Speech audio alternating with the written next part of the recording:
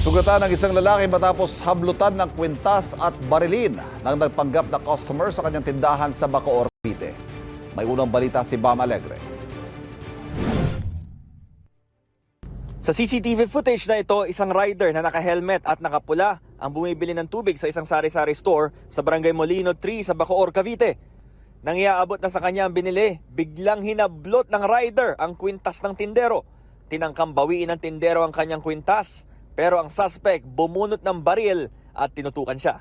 Hindi natinag ang tindero, sinugod at itinulak niya ang motor para matumba ang suspect. Doon na binaril ng rider ang tindero. Dumating ang dalawa pang kasama ng biktima, pero nakatakas na ang suspect.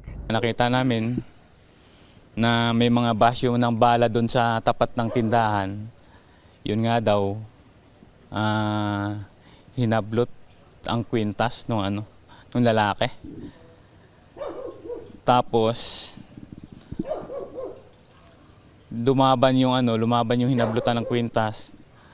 Lumabas siya. Tinadyakan niya yung motor, binaril na siya sa hita.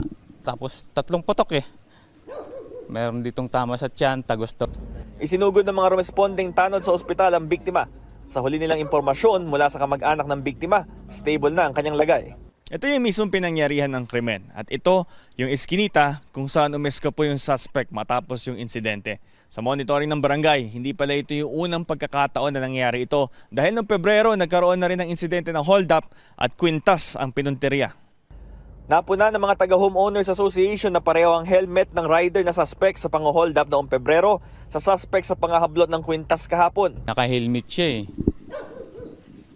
Pero suspetsa po namin kasi pangalawa na tong nangyaring ganito ang sitwasyon eh, na may hinold up kwintas din yung kinuha. So siya pa rin yung suspect namin kasi pareho ng helmet at saka yung motor. Dito din. Kabilang street naman sa Aqua. Same time. Mga February. Nagsasagawa ng investigasyon ng pulisya ng Bacoor, Cavite. Tumanggi muna sila magbigay ng anumang detalye. Hindi rin muna nagbigay ng pahayag ang kaanak ng biktima. Ito ang unang balita sa Bacoor, Cavite. Bam Alegre para sa GMA News.